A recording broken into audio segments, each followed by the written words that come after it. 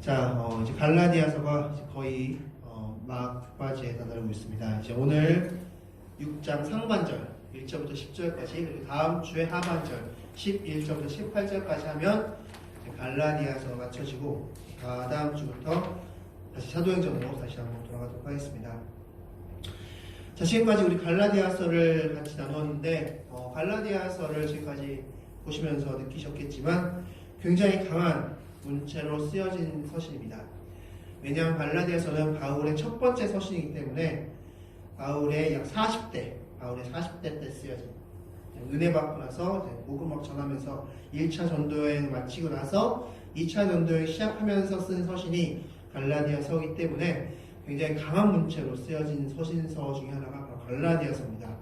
그래서 복음의 진수라고 부르고 있고, 그리고 로마서와 더불어서 바울의 서신서 중에 가장 깊은 내용이 담겨져 있는 서신서로 평가받는 서신서가 바로 갈라디아서입니다. 그래서 이 갈라디아서, 지금까지 보셔서 아시겠지만 갈라디아서의 중심 주제는 바로 의인이라는 주제였습니다. 의인. 바로 그 의인이 됨에 대해서 말씀하였고, 이제 5장, 6장은 그 의인을 어떻게 살아야 되는지 말씀드렸습니다.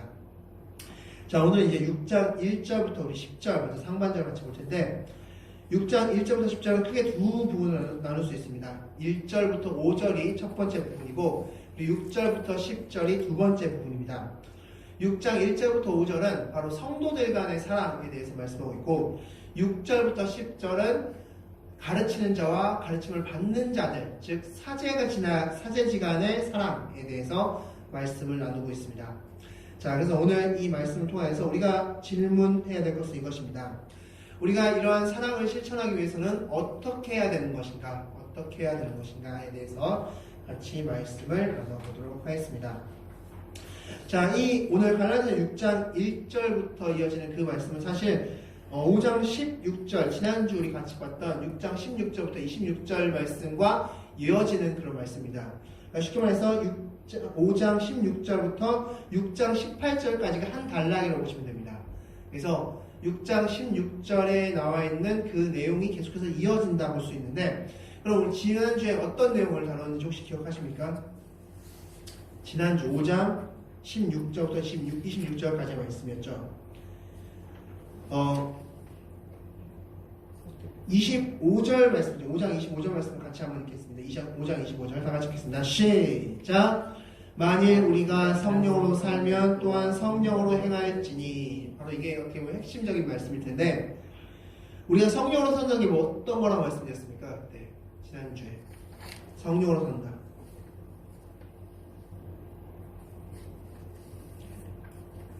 자, 성령으로 산다는 것은 성령으로 구원받았다는 겁니다.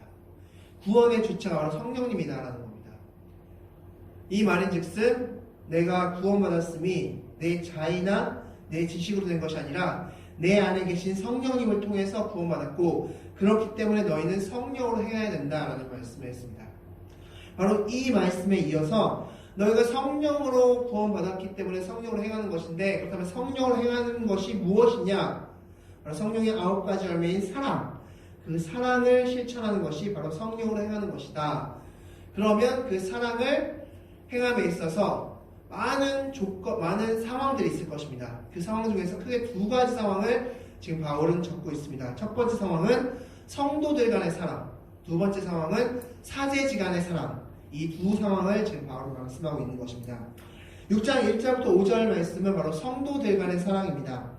이 6장 1절부터 5절은 또한 두 부분을 알 수 있는데, 1절부터 2절 말씀은 큰 짐을 지어야 되는 상황, 3절부터 5절은 작은 짐을 지어야 되는 상황, 이 두 상황에 대해서 말씀해주고 있습니다. 이제 본격적으로 한번 말씀 보도록 하겠습니다. 우리 6장 1절 말씀 같이 읽도록 하겠습니다. 6장 1절입니다. 시작! 형제들아, 사람이 만일 무슨 범죄한 일이 드러나거든 신령한 너희는 온유한 심령으로 그러한 자를 바로잡고 너 자신을 살펴보아 너도 시험을 받을까 두려워하라. 아멘. 자, 여기서 6장 1절에서 무슨 범죄한 일이 드러나거든, 이 바로 상황입니다. 지금 바울이 어떤 상황을 전제하고 있냐면, 성도들 중에 어떤 한 사람이 범죄한 일, 죄를 지어서 넘어진 상황을 지금 전제하고 있습니다. 그런 상황이 있었을 때 너희는 어떻게 할 거야? 성령으로 구원받은 너희들은 어떻게 그 사랑을 표현할 거야? 라고 지금 질문하는 것입니다. 자, 여기서 무슨 범죄한 일이라고 했을 때 이 범죄는 큰 범죄가 아닙니다. 지난주에 제가 말씀드렸지만 5장 19절부터 21절 말씀에 나오는 육체의 일, 그 육체의 일에 포함된 그것이 큰 범죄입니다. 여기서 육체의 일이라는 것은 아주 죄에 눌러 앉은 상황을 말하고 있는 겁니다. 즉 5장 19절부터 21절까지의 상황은 죄에 눌러 앉은 상황, 그래서 죄를 즐겨하는 상황, 그런 상황을 말하고 있는 거고, 6장 1절에 범죄한 상황은 어떤 상황이냐면 죄로 인해 잠깐 넘어진 상황, 죄 때문에 잠깐 넘어진 그런 상황, 우리가 연약함을 통해서 연약하기 때문에 넘어질 수 있는데 그 넘어진 상황입니다. 완전히 눌러앉은 상황이 아니라 죄에 넘어진, 잠깐 넘어지는 그런 상황 가운데 있을 때 너희는 같은 성도로서 어떻게 할 것이냐라는 질문을 하는 것입니다. 그때 바울은 두 가지 전제를 합니다. 첫 번째는 신령한 너희, 두 번째는 온유한 심령. 그러한 두 가지 조건을 충족시켜서 그런 범죄한 사람을 바로 잡아라, 바로 세워라 라고 말하고 있는 것입니다. 그렇다면 여기서 바울이 말하고 있는 신령한 자는 어떤 자이며 또 온유함이란 어떤 것인지에 대해서 같이 말씀 보도록 하겠습니다. 먼저 신령이라는 뜻은 원어로 푸뉴마입니다. 푸뉴마, 성령, 영, 바람 이런 뜻을 가지고 있습니다. 그래서 신령한 자라는 것은 성령을 따라 사는 자를 신령한 자라고 합니다. 즉 성령의 9가지 열매를 맺고 사는 자, 더 정확히 말하면 하나님 사랑, 이웃 사랑을 실천하는 자, 즉 삶으로서 그 사랑을 실천하려고 애쓰는 자를 말하는 것입니다. 자, 우리가 죄를 지을 수 있습니다. 연약해서 죄를 지을 수 있는데 신령한 자들은 어떻게 하냐? 그 죄를 지은 거 가지고 당연시 여기지 않습니다. 아, 나는 연약하니까, 인간이 원래 이래, 인간은 죄인이잖아, 뭐 그럴 수도 있지, 뭐 어쩔 수 없지, 뭐 이렇게 하지 않고 그 죄를 지음을 통탄 여기고 한탄 여기면서 하나님께 엎드릴 수 있는 사람, 그 사람이 바로 신령한 자인 것입니다. 우리가 어떤 사람을 일으켜주기 위해서는 먼저 우리가 해야 될 것이 내가 지은 죄에 대해서 통탄 여기고 한탄 여겨야 됩니다. 안타깝게 여겨야 됩니다. 매우 슬퍼해야 된다는 것입니다. 그렇지 않고 아, 나는 연약하니까 이런 죄 지을 수 있어. 야, 누구든지 다 이런 죄 짓는 것 아니야? 당연한 거 아니야? 이런 정도는? 이 정도는 사람이 지을 수 있지 라고 생각한 자는 신령한 자가 아닙니다. 그런 자는 어떤 사람도 일으켜주지 못한다라고 말씀하는 겁니다. 신령한 자여야 되는데 그 자는 바로 죄에 대해서 안타까 여기는 자, 그래서 하나님 사랑, 이웃 사랑을 실천하는 자라고 말씀하고 있습니다. 두 번째, 온유함이란 무엇이냐? 이 온유함이라는 것은 원어로 프라우스인데 이 프라우스라는 단어는 어떤 단어이냐면 어떤 짐승이 있습니다. 그런데 굉장히 날뛰고 막 천방지축으로 돌아다닙니다. 그럼 그 짐승을 어디로 맡깁니까? 훈련소에 맡깁니다. 훈련소에서 몇 주간 훈련을 시킵니다. 그러면 그렇게 천방지축으로 뛰어다니던 그런 동물이 이제 훈련소에 갔다 와서 다시 집으로 돌아왔을 때는 온순한 자로 바뀌어 있습니다. 그런데 그 온순함이 어떤 온순함입니까? 안에는 분명히 천방지축함이 있습니다. 막 자기 멋대로 하고 싶은 그런 것이 있지만 그러나 그것을 억누르고 그것을 잠재시키면서 그 힘을 쓰지 않는 상태, 그 상태가 바로 온유한 상태입니다. 바울이 지금 말하고 있는 것은 이것입니다. 너희들 어떤 사람이 어떤 성도가 죄를 지었고 어떤 사람도 넘어졌을 때 그 성도를 향해서 막 손가락질하고 싶지, 그 성도를 향해서 막 지적질하고 싶지, 그 성도한테 뭐라고 한마디 하고 싶지. 그런데 신령한 너희들은 온유한 심정, 즉 너희는 그렇게 할 수 있지만 그렇게 하지 않는 게 온유다라고 말하는 겁니다. 그런 심령으로 너희가 그 일을 행해야 된다고 말씀하고 있는 겁니다. 이것은 굉장히 중요하면서도 굉장히 어려운 것입니다. 그렇기 때문에 우리가 이 신령한 우리로서 온유한 심령으로서 한 사람을, 죄를 넘어진 그 사람을 일으킬 것은 바로 100% 하나님께 엎드린 자가 가능할 줄 믿습니다. 그래서 그러한 자를 바로 잡는 것, 그것이 교회가 해야 될 일이라 생각합니다. 바로 그렇게 지금 말하고 있습니다. 그래서 그것을 세우고 또한 이 6장 1절의 하반절을 보면 너도 시험을 받을까 두려워하라 말씀하고 있습니다.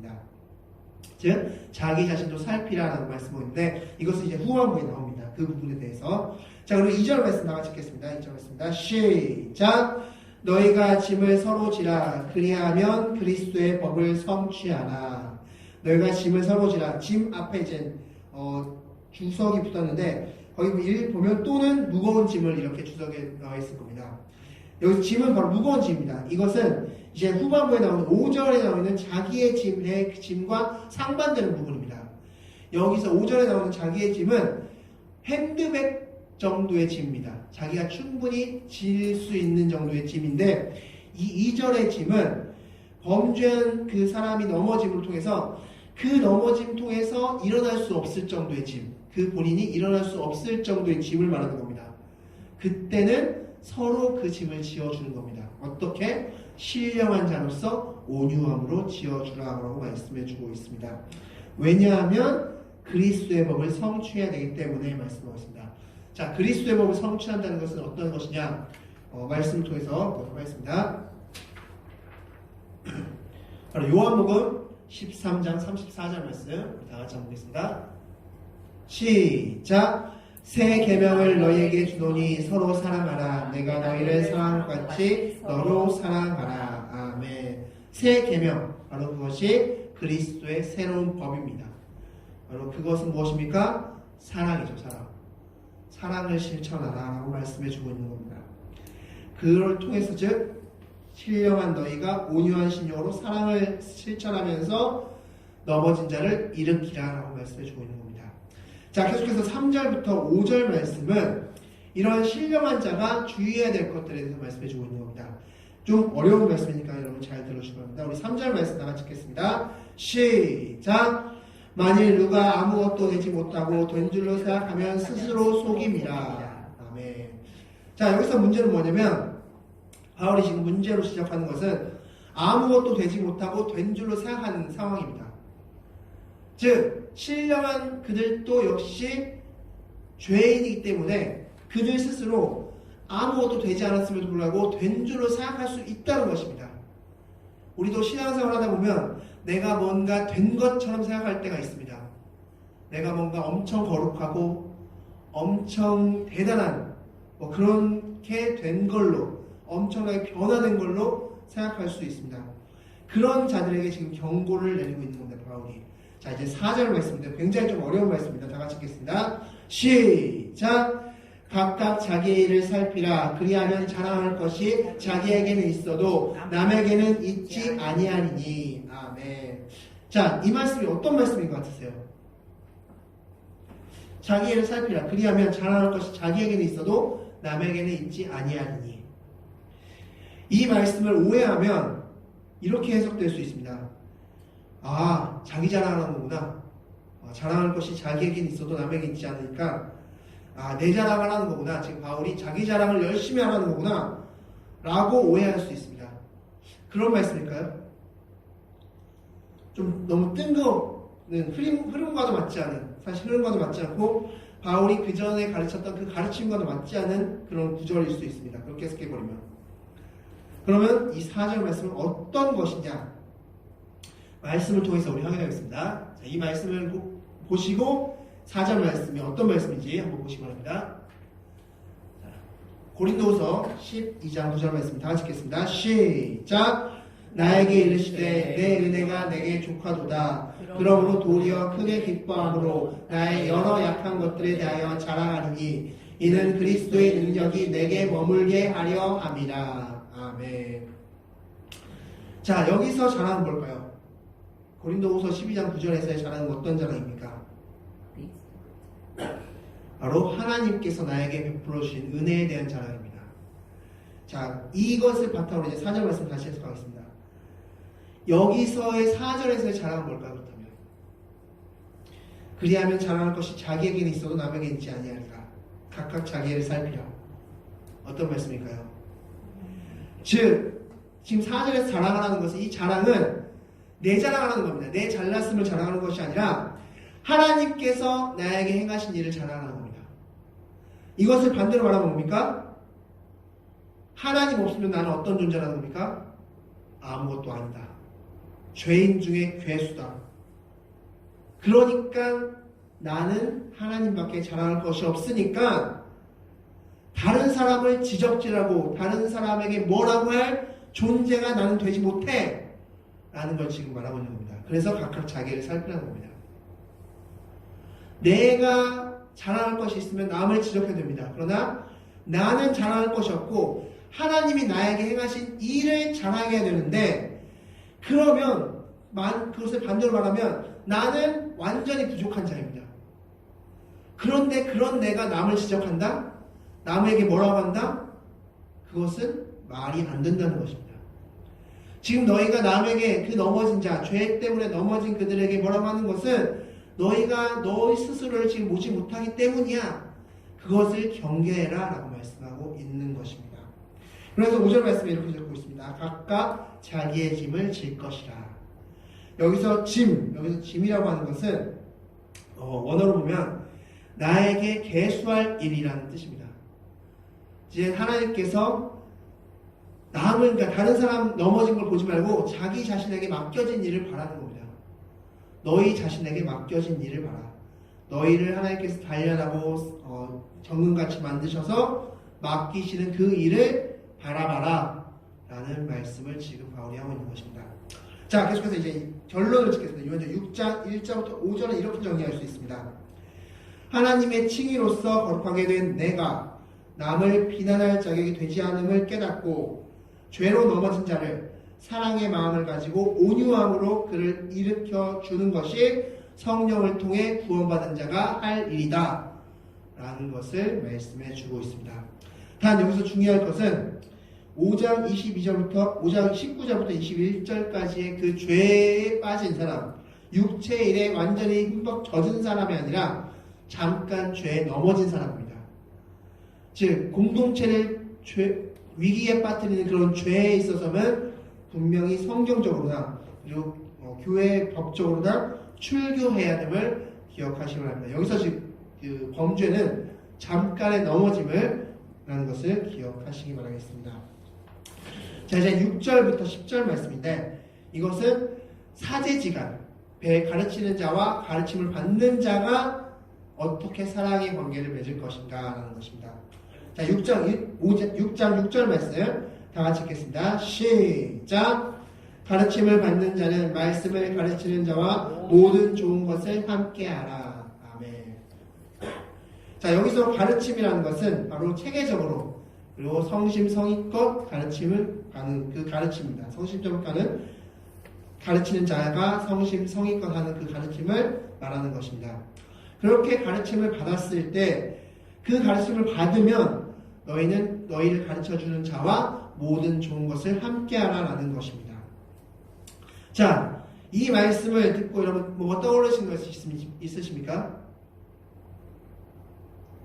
바로 바울과 갈라디아 성도들의 관계입니다. 갈라디아 4장 19절 말씀에 뭐라고 적혀 있습니까? 바울이 너희가 눈이라도 빼주겠다. 너희가 너희 눈이라도 빼주려고 나야겠다. 그 정도로 바울과 갈라디아 교인들의 관계는 굉장히 사랑의 관계였습니다. 그런데 그 관계가 깨어졌습니다. 왜 깨어졌습니까? 육체를 위해서 심었을 때입니다. 다른 말로 말하면 행위로 구원받으려고 했을 때입니다. 거짓 교사들이 나타나서 행위로 구원받는 것이야 라고 했을 때, 그 가르침을 받아들였을 때 그 전에 받았던 바울의 가르침이 잘못됐다고 인정하면서부터 바울을 내친 겁니다. 그리고 바울과 사랑과의 관계를 끝낸 것입니다. 바로 지금 그것을 바울이 말하고 있는 것입니다. 그래서 7절 말씀에 스스로 속이지 말라라고 말씀하고 있는 겁니다. 7절 말씀을 다 같이 한번 읽겠습니다. 시작! 스스로 속이지 말라. 하나님은 업신여김을 받지 아니하시나니 사람이 무엇으로 심든지 그대로 거두리라. 무슨 소리입니까? 하나님은 다 아신다는 것이죠. 하나님은 너희가 그렇게 행위로서 구원받는다고 그렇게 얘기하지만 하나님은 어떻게 해서 구원받고 너희가 어떻게 해서 구원을 이끄시는지 그 모든 것들, 그리고 너희의 마음속에 있는 그 생각들, 그 모든 것들을 다 아신다라고 말씀하는 겁니다. 그래서 8절 말씀에 이제 중요한 핵심적인 말씀입니다. 우리 8절 말씀 읽겠습니다. 시작! 자기의 육체를 위하여 심는 자는 육체로부터 썩어질 것을 거두고 성령을 위하여 심는 자는 성령으로부터 영생을 거두리라. 자, 두 가지가 대비되고 있습니다. 먼저 썩어질 것과 영생입니다. 자, 썩어질 것과 영생. 어떤 차이가 있을까요? 자기 육체를 위하여 심는 자는 육체로부터 썩어질 것을 거두고 성령을 위하여 심는 자는 성령으로부터 영생을 거둔다 라고 말씀하고 있습니다. 썩어질 것과 영생은 어떤 차이가 있을까요? 자, 썩어질 것은 사람들의 인정입니다. 사람들의 박수입니다. 사람들이 인정하는 것입니다. 영생은 무엇입니까? 하나님이 인정하는 것입니다.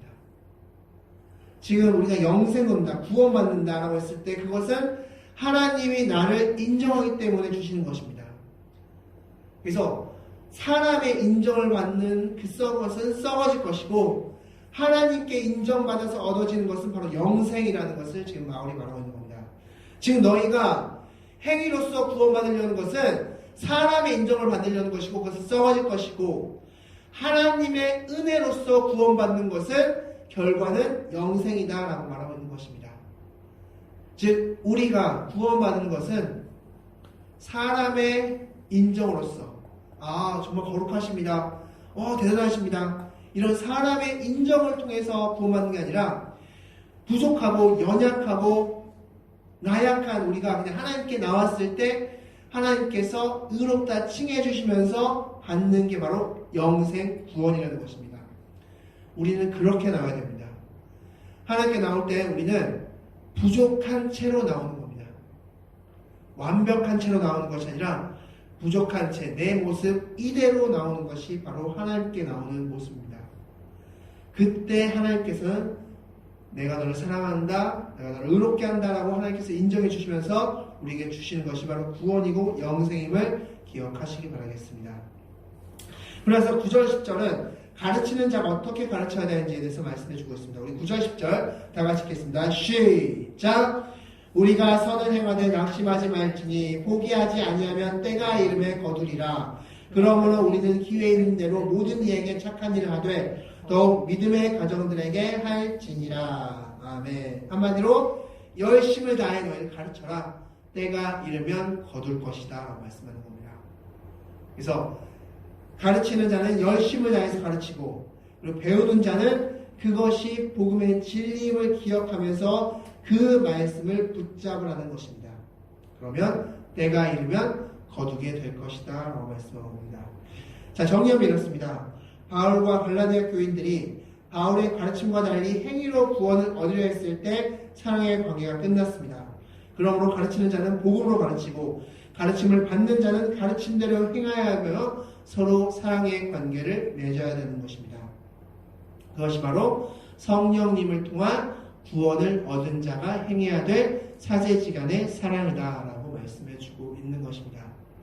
자, 그렇게 6절 1절부터 5절은 서로 사랑하는 것, 그리고 6절부터 10절 말씀은 사제지간에 사랑하는 것을 말씀했습니다.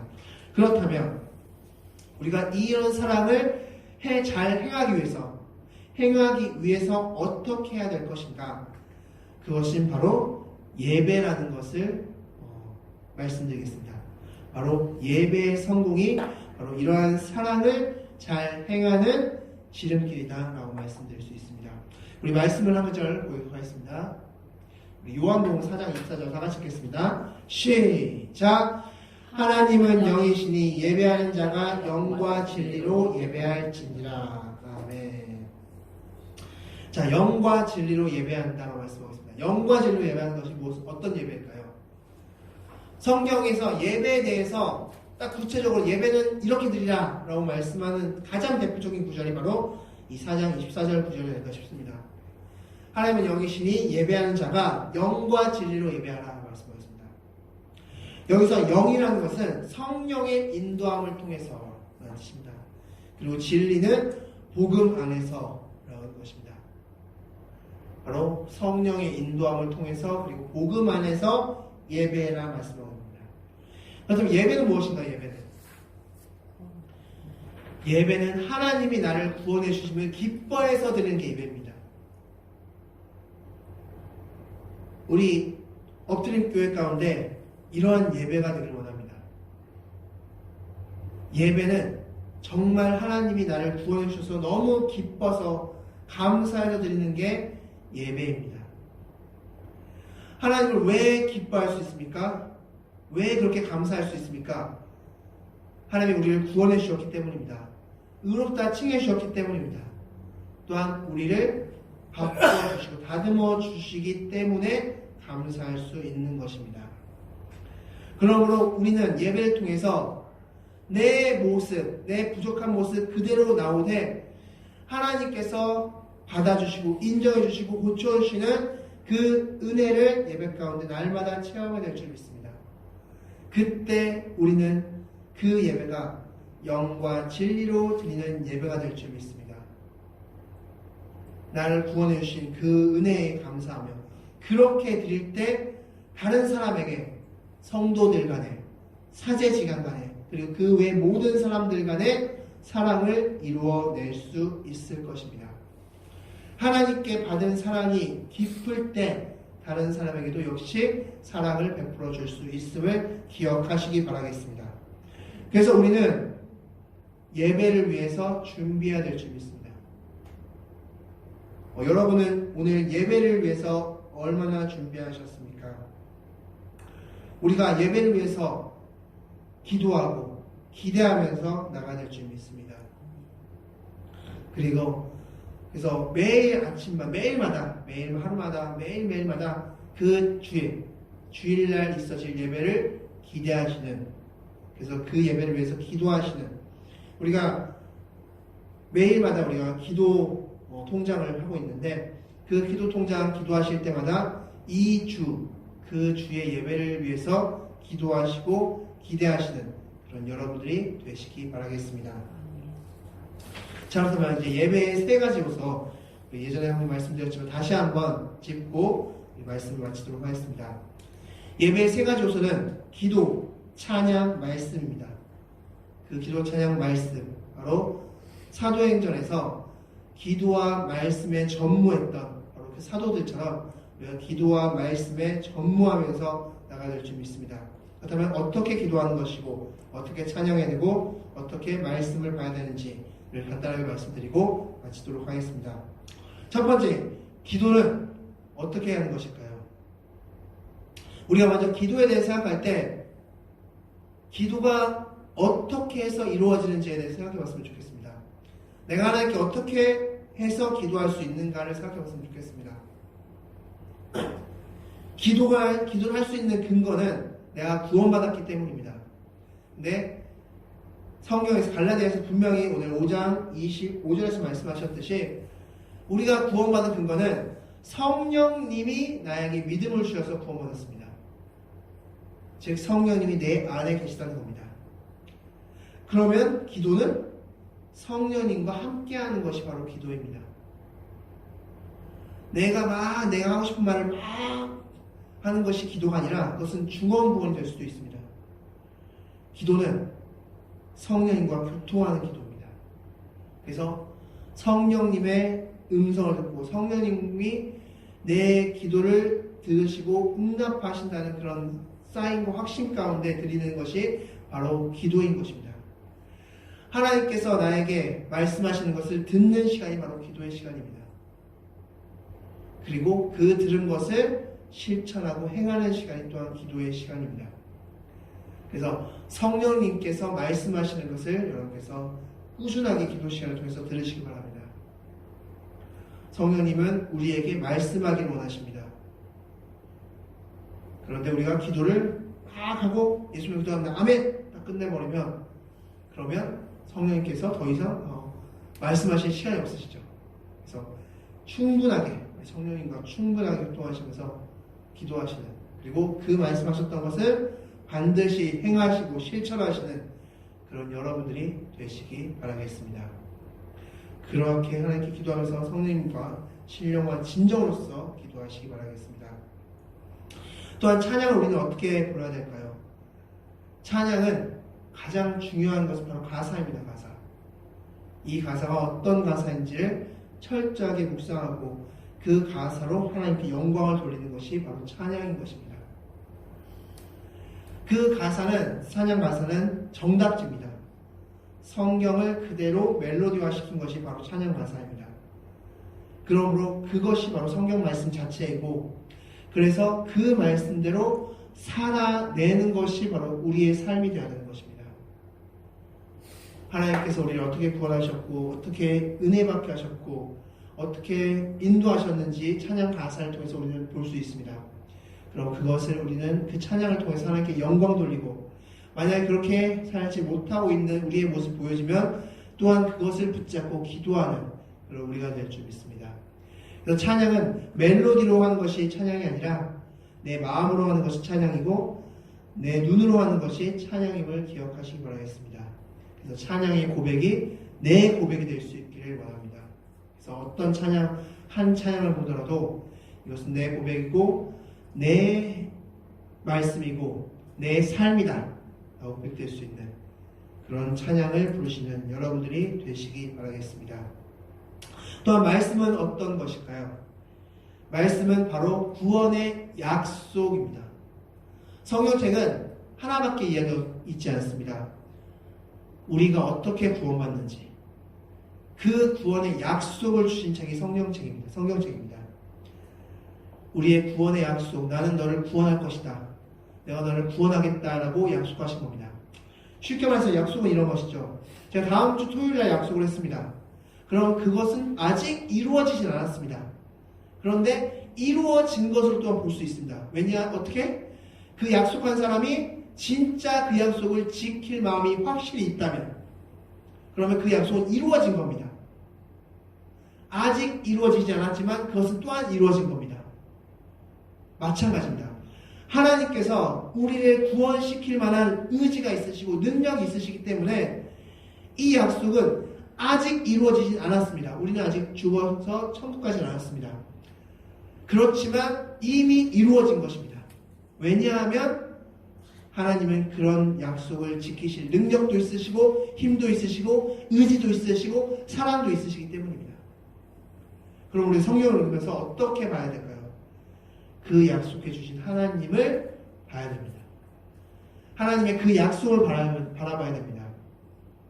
아직 이루어지진 않았지만 이 약속이 이루어진 것처럼 살면 됩니다. 다음 주 토요일날 내가 1억 줄게, 어떤 사람이 말했습니다. 그럼 그 1억 있는 것처럼 살면 되는 겁니다. 구원받은 자처럼 살면 되는 것입니다. 그게 바로 말씀을 보는 힘입니다. 말씀, 바로 그것을 말씀해주고 있는 겁니다. 약속을 말씀해주고 있습니다. 그래서 말씀을 읽으면서 우리가 예배 시간에 설교를 들으면서 또한 각자 성경, 하나님께서 이러한 여정을 통해서 나를 구원시켜 주셨구나 라는 것을 기억하면서 그 약속받은 자처럼 사는 것이 바로 내 삶이 되어야 되고 말씀을 보는 우리가 되어야 될 줄 믿습니다. 그럼으로써 예배 가운데 신령과 진정으로 성령의 인도함을 따라서 복음 안에서 그렇게 예배드리는 그런 우리가 될 줄 믿습니다. 그럴 때 우리의 예배는 정말 기쁜 예배가 될 것입니다. 날아갈 듯한 예배가 될 것입니다. 그게 예배입니다. 우리가 정말 그런 예배를 드림을 통해서 오늘 갈라디아서 6장 1절부터 10절 말씀에 있는 사랑의 두 가지 상황, 그리고 그 외에 우리가 겪어야 될 많은 상황들, 그 사랑의 상황들 가운데 마음껏 사랑하는 그런 우리가 되어야 될 줄 믿습니다. 그렇기 위해서 우리는 엎드려야 되고, 그렇기 위해서 우리는 말씀 가운데 가야 되고, 그렇기 위해서 우리는 하나님을 찬양해야 될 줄 믿습니다. 그렇게 사시는, 그렇게 예배드리시는 여러분이 되시기 바라겠습니다. 말씀 마치겠습니다. 오늘 말씀 갈라디아서 6장 1절부터 10절 말씀, 사랑에 대한 두 가지 상황을 말씀하였습니다. 성도들을 사랑하고 가르치는 자를 사랑하기 위해서는 우리가 해야 될 것은 하나님을 만나야 됩니다. 하나님을 경험해야 됩니다. 우리가 구원받음을 확신해야 되고 하나님이 나를 얼마나 사랑하시는지를 경험해야 됩니다. 그 경험은 바로 예배를 통해서 우리가 행할 수 있습니다. 교회는 다른 거 없습니다. 예배에 목숨 걸고 예배가 다입니다. 제가 말씀드렸죠. 교회 건물이 존재하는 이유는 딱 하나입니다. 예배 드리려고. 근데 그 예배가 죽어지고 실패한다? 그럼 그 교회는 존재 가치가 없는 것입니다. 우리 엎드린 교회가 2022년도를 시작으로 계속적으로 성장하기 위해서는 우리가 딱 하나 목숨 걸어야 됩니다. 바로 예배입니다. 주일 11시 예배, 오후 3시 예배, 그리고 금요 예배, 그리고 새벽 예배, 이런 예배들, 그런 예배들에 목숨 걸어야 됩니다. 그럴 때 엎드림 교회가 존재하는 목적이 있습니다. 그 예배가 죽어버리면 엎드림 교회도 존재 목적이 없어지는 겁니다. 매일마다 예배를 준비하면서 그 기대함으로 나가시고 예배를 통해서 하나님을 만나시는 여러분들이 되시기 바라겠습니다. 다 같이 기도하겠습니다. 우리가